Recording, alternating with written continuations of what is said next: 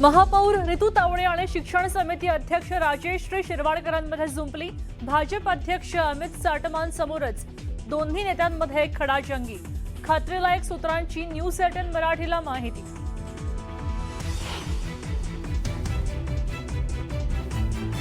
ठाकरेंच्या पक्षाच्या नगरसेवकांच्या शिष्टमंडळाने घेतली महापालिका आयुक्तांची भेट।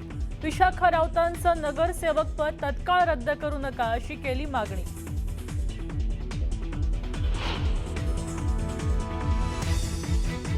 मुख्यमंत्री फडणवीसांच्या अध्यक्षतेखाली वर्षा निवासस्थानी महायुतीच्या समन्वय समितीची बैठक। जरांगेंच्या भेटीनंतर सरकारी शिष्टमंडळ सुद्धा वर्षावर। जरांगेंसोबतच्या चर्चेचा तपशील मुख्यमंत्र्यांना देणार।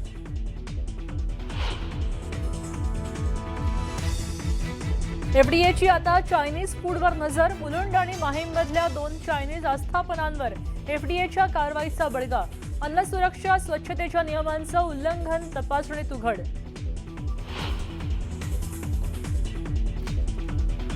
भिवंडी महापालिकेच्या प्रभाग समिती सभापती रजिता मोहन कोंडा यांच्या वतीनं सभापतींच्या खुर्चीत बसून घेतली महानगरपालिका कर्मचाऱ्यांसोबतची बैठक। महिला लोकप्रतिनिधींच्या अधिकारांवर पुरुषांचा हस्तक्षेप होतोय, उपस्थित केला सवाल।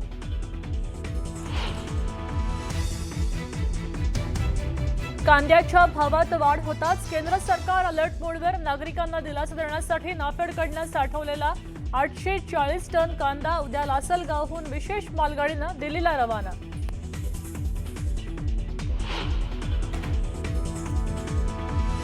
मुंबईत एमआयडीसी पोलिसांची मोठी कारवाई। जोगेश्वरीच्या पूनम नगरमध्ये 3.5 कोटींचा हेरोईन जप्त। बाबा रामदेव जी की बात है, उन्होंने हर मर्यादा लांघ दी है और उन्होंने जो है जिस तरह की टिप्पणी एक महिला पर की है, सारा समाज शर्मसार है। कंगना रनौत यांचा रामदेव बाबांवर जोरदार पलटवार। रामदेव बाबांच्या टीकेनंतर वादाला फुटलं तोंड।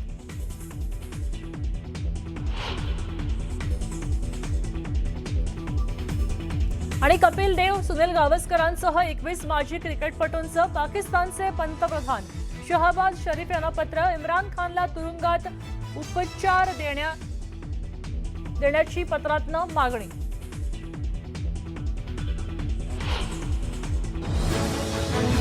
साखरेच्या दरवाढीनं जनसामान्य त्रस्त झालेले असताना आता शेतकरी संघटना आक्रमक झाल्यात। साखरेच्या भाववाढीचा शेतकऱ्याला कोणताही फायदा झालेला नसून मोठ्या प्रमाणात साखरेची साठेबाजी झाल्याचा आरोप शेतकरी संघटनांकडून केला जातो। तुकाराम मुंढेंसारख्या अधिकाऱ्याला साखर आयुक्त केल्यास साखरेचे साठे बाहेर येतील अशी आक्रमक भूमिका आज पंढरपूरमधल्या झालेल्या सगळ्या शेतकरी संघटनांच्या प्रतिनिधींच्या बैठकीत घेण्यात आली। केंद्राच्या साखर आयात धोरणाला शेतकऱ्यांनी विरोध केला असून साखर आयात केल्यास आंदोलनाचा इशारा देण्यात आला। 1 नोव्हेंबर ते 30 सप्टेंबर पर्यंत आपल्या देशामध्ये सरकारने साखर विक्री करण्यासाठी 247 लाख टनाचा कोटा दिला।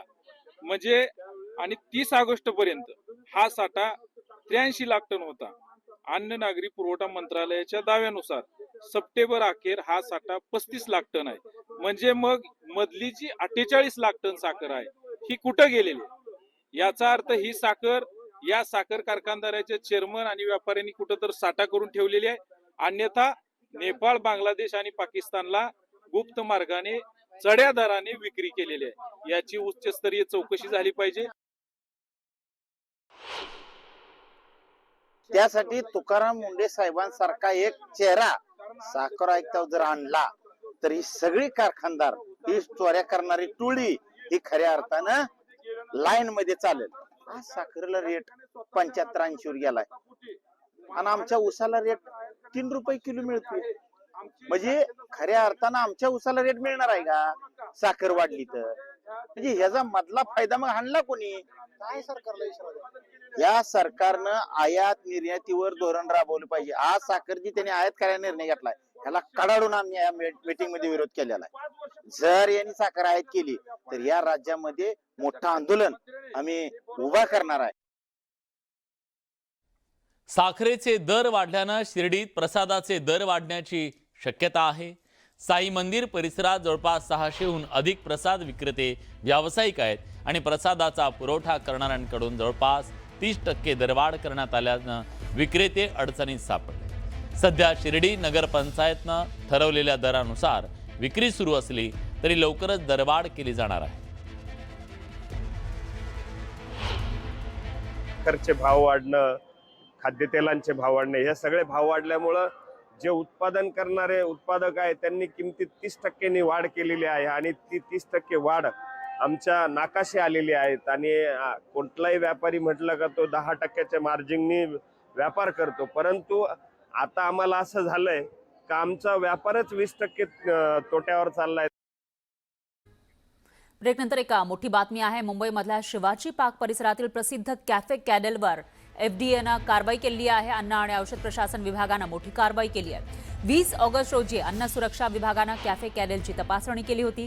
तपासणीमध्ये अन्न सुरक्षा आणि स्वच्छतेसंदर्भातील अनेक गंभीर त्रुटी आढळल्या। कॅफेमध्ये योग्य वायू विजन व्यवस्था नव्हती, त्याचबरोबर अस्वच्छ फरशी, कर्मचाऱ्यांसाठी अपुऱ्या स्वच्छता सुविधा, तसंच शाकाहारी आणि मांसाहारी पदार्थ वेगळे ठेवण्याची योग्य व्यवस्था नसल्याचंही समोर आलं। पिण्याच्या पाण्याच्या तपासणीच्या नोंदी आणि स्वच्छतेसंबंधी आवश्यक रेकॉर्ड सुद्धा उपलब्ध नव्हते आणि या सर्व गंभीर त्रुटींची दखल घेत FDAनं कॅफे कॅडेलचा FSSAI अन्न परवाना निलंबित केलाय। आणखी एक ब्रेकिंग न्यूज आहे। मुंबईकरांचा आवडता ट्रिपल शेजवान फ्राईड राईस आता FDAच्या रडारवर आलाय। मुंबईतील चायनीज फूडवर FDAची नजर आहे। मुंबईतील 2 चायनीज खाद्य आस्थापनांवर FDAनं कारवाई केली आहे। मुलुंडच्या चायना टाउन फास्ट फूड सेंटरची नोंदणी निलंबित केली आहे, तर माहीमच्या लेनेक्सिस फूड वर्क लिमिटेडवर सुद्धा कारवाई करण्यात आली आहे। मुलुंड आणि माहीममधील दोन्ही चायनीज खाद्य आस्थापनांमध्ये अन्न सुरक्षा आणि स्वच्छतेच्या नियमांचं उल्लंघन आढळलंय। मुलुंडच्या चायना टाउन फास्ट फूड सेंटरमध्ये कृत्रिम रंग आणि MSGचा अतिवापर, वारंवार वापरलेले खराब तेल आणि झुरळांचा प्रादुर्भाव तसंच अस्वच्छ ठिकाणी अन्न साठवणूक आढळली आहे। शाकाहारी आणि मांसाहारी पदार्थांसाठी एकच जागा आणि उपकरणं वापरल्यानं अन्न दूषित होण्याचा धोका होता, त्यामुळं आता ही कारवाई केल्याची माहिती आहे।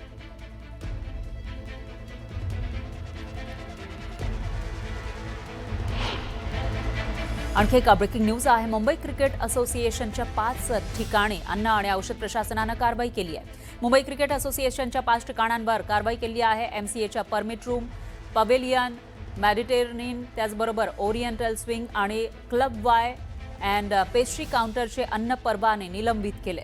20 ऑगस्ट रोजी FDAकडून MCAच्या या स्थापनांची तपासणी करण्यात आली।